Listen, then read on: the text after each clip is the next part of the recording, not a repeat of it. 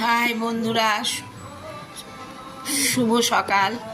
হ্যাঁ, তাই কয়েকটা কথা মনে পড়লো, তাই একা থাকি তো এই জন্য আর কি আপনাদের সঙ্গে শেয়ার করি। বলি, যাকে যত বেশি গুরুত্ব দেবেন সেখান থেকে তত বেশি আঘাত পাবেন। আমি ভীষণ গুরুত্ব দিয়েছিলাম, আমি জানি আমার ওই সব, কিন্তু না, বুঝিয়ে দিয়েছে আমি তোমার কেউ না, আমি যাকে নিয়ে এসেছি সেই আপন। আর ঠিক আছে, তাহলে আমি যখন আমি পরই থাকবো, আমার তো দরকার নেই আপন হওয়ার, আমার আমার দরকার নেই। আর আমি খুব শক্তপোক্ত হয়ে গেছি, আমাকে শক্ত করে দিয়েছে, আমাকে শক্ত করে দিয়েছে। আমার স্বামী চলে যাওয়ার পরে আমাকে শক্ত করে দিয়েছে, যার জন্য আমি খুব শক্ত।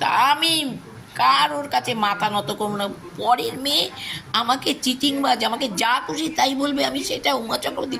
আমরা কোনোদিন আমার শাশুড়িকে বলতে পেরেছি? আমার শাশুড়ি তো আমাকে কত অত্যাচার করেছে, চুল কাটা, কাপড় কাটা, কত কিছু করেছে আমাকে। আমি বড় লোকের মেয়ে ছিলাম বলে আমাকে ঠিক মেনে নিতে অতটা পারেনি, কিন্তু আমার স্বামী ছিল, সে বুঝতে পেরেছে যে মা তো।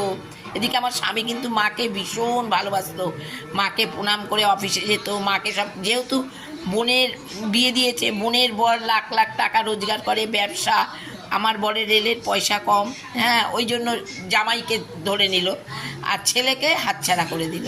তা দিয়েছে ছেলে বাড়িঘর করেছে। আমার বাড়ি দেখেও আমার শাশুড়ি বলেছে, সেরম যদি একটা মেয়ে বানাইতো ভালো হইতো। মেয়ের দোতলা বাড়ি, যেহেতু পাঁচ ভাইয়ের বাড়ি, হ্যাঁ, সবাই পাবে এক টুকরো করে, ওই জন্য। আর ছেলে একা বড় বাড়ি করেছে, হ্যাঁ, তাই ছেলেটা ঠিক মেনে নিতে পারতো না। তাতে তো আমার কোনো কিছু নেই, আমি লাভবান হয়েছি। আমার সঙ্গে সবাই চালাকি করেছে, কিন্তু করে কেউ দাঁড়াতে পারিনি, কিন্তু আমি দাঁড়িয়ে গেছি। আমি আমার ছেলেকে বিশারদ করেছি, মানুষের মতন মানুষ করেছিলাম, এখন অমানুষ হয়ে গেছে, কিছু করার নেই তো না। হায়ার এডুকেশন দিলে অমানুষই হয়, তারা বাবা মার দিকে তাকায় না। আর ঠিক আছে, কি করেছে আর কি করেনি উপরওয়ালা তো জানে। আমার ওর জন্য দুঃখ নেই, আমার আনন্দ যে আমি একটা ছেলেকে ছেলের মতন মানুষ করেছি, 100-100 করতে পেরেছি। আমিও তাই, আমি বড় ঘরের মেয়ে, আমি নাই ঘরের মেয়ে না। আমি বনিদি বাড়ির মেয়ে, আমার বাপের বাড়ি এখনও পুজো হচ্ছে, আমার কাকার ছেলে এখনও পুজো করছে, ওকে আমি শতকোটি প্রণাম জানাই যে ও আমাদের ঠাকুরকে এখনও ধরে রেখেছে। হ্যাঁ, তবে কত বড় সাহস, পর এসে আমাকে বলবে যে আমি চিটিংবাজ, আমি উমা চক্রবর্তী, কত বড় সাহস, তাকে আমি সাহস দেব? আমি ওইরকম মুখ আমি দেখি না।